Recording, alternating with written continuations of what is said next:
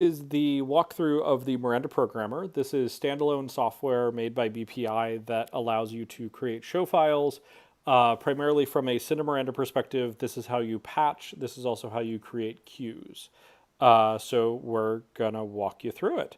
So we open up the Miranda Programmer, and each CineMiranda ships with what we're calling a starter a starter show file, so that you can get a lot of the base values in there that you need. As this software develops, that will actually end up pulling most of that off the cloud, but for the moment, this is the version that is actually downloadable off the website. So we load this, and you'll see it populates this UUID. This is how it tells what system you're supposed to be on.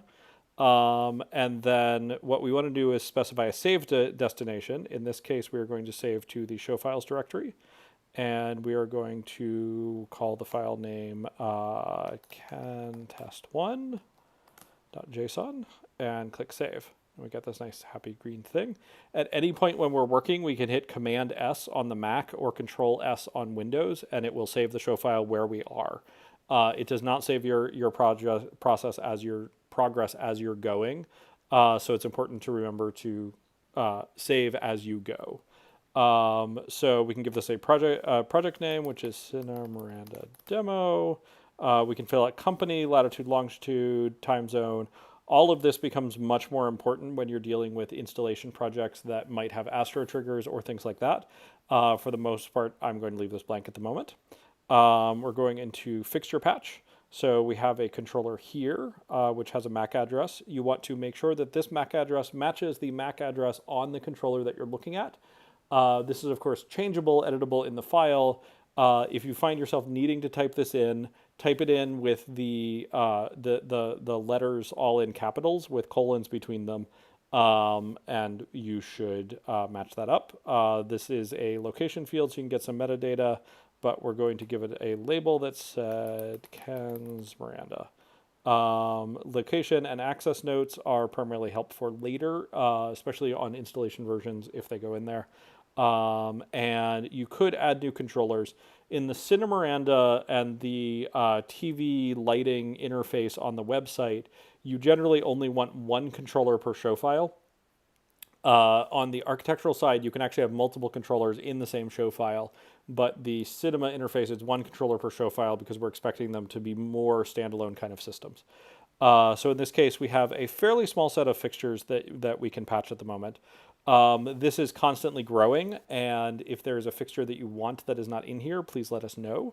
So I'm going to patch some 8-bit RGBW fixtures, and so that we can write a few queues. Okay, so this one's going to be our key. It's at address 1. These take up 4 addresses, so this is address 8. So we can label these key, fill 2, back 1, back 2. So position you can generally ignore because we have X, Y, and Z. This is primarily when we get into building effects and things like that, which don't even exist in this program. So that lets you specify where the thing is in space so that you can apply effects across it that actually work correctly. So we have our 5 fixtures patched here. And then we can create groups of them if we want to. We have an all fixture group. We're going to create a group called fill and put both of our fills in there. And we're going to create a new group called back and put both of our backlights in there. So what this lets you do is you can put fixtures in groups, which lets you control those fixtures together when you are writing queues. The groups are a little bit limited right now, but you can, in some ways, groups sort of become like submasters. But on the website, there is a group interface that lets you control all of that group together instead of having to enter values into each individual unit. So it's a good idea if you are doing various things where you might want all of them to change at the same time. You can do it that way. We can also create color palettes or color palettes. So we can have a red that is that, and we're going to pull the white out of that. And we're going to have a purple that we're also going to pull the white out of and go over here and make that nice purple. So we can have colors that are palletized. These are primarily currently implemented as a functional tool to help you program. They are not actually palletized color in the normal way that you think about palletized color on a console. Again, early beta software. This is how it goes. All right, so now we're into actually programming some cues. We're going to add a cue that is the full white. And we are going to create a new cue step called bring up, which is going to fade in 1 second. And so the first thing to understand on a cue step is you have a wait time and a fade time. Fade time is the time during which it takes to actually fade the lights. So each light that's in there will fade over 1 second. The wait time is the number of seconds to wait until you execute the next cue step. In this case, I'm just going to have a single cue step, and we're not going to even worry about that. So we want our key at 100%. And we're going to just bring up the white channel on it. Our fill we're going to do at, say, 55%. And we're going to do something maybe a little interesting with some red. And our other fill, because this is a super moody thing, we're going to put in blue. But I think we're going to ditch that a little bit, and we're going to bring up a little bit of the white channel. Back 2 and back 1 are each, we're going to just use the white on this and do that. So this is all now programmed in this queue. Because I've actually done a bunch of work, I'm going to give it a save.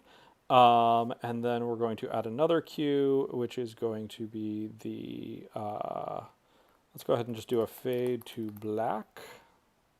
New queue step, fade out, which is also going to be this, because it's very easy to knock the lights to 0, but using the clear output button, but it's a little bit more complicated if you actually want to fade nicely. So in this case, we're building a queue for that. In this case, we're going to grab all the fixtures and just bring their intensity to 0. And that's now recorded in that queue step. And we're going to save that. You'll see that only the level is green in this.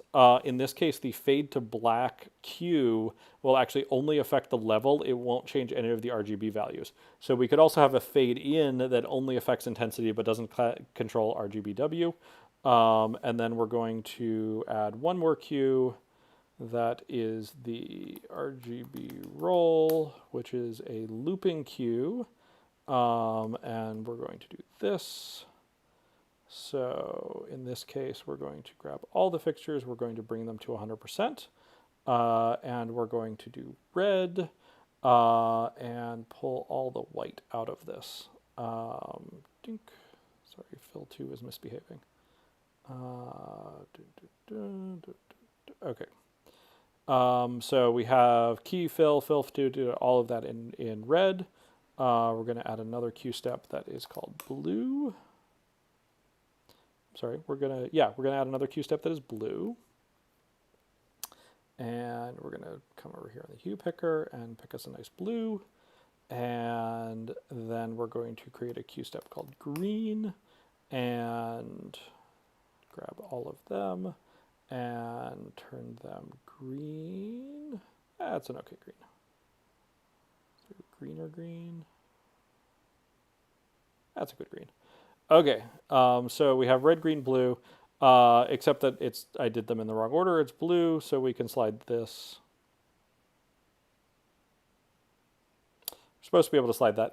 So I'm dealing with a slightly older version that I'm used to working in. That's a bug that's been fixed, should be out in the next couple of weeks, in terms of reordering these. So we have those. If you double click on it, it loads it. So you can step through and see what your looks are. See which ones are captured, and see what's happening in each queue. And then we save this to a show file. and then we can take this show file that we have and upload it to the website, and it will upload to the controllers, and and it will upload to the controllers and then reboot the controller, and then you will have your new show file loaded. Overall, it's a pretty straightforward process. It's all getting more streamlined and simplified as newer versions of this come out. But at the moment, this is the most stable version that is out. And certainly, if you run into any bugs, anything weird that's happening, feel free to reach out and we will take a look at that. All right. Thanks so much for watching.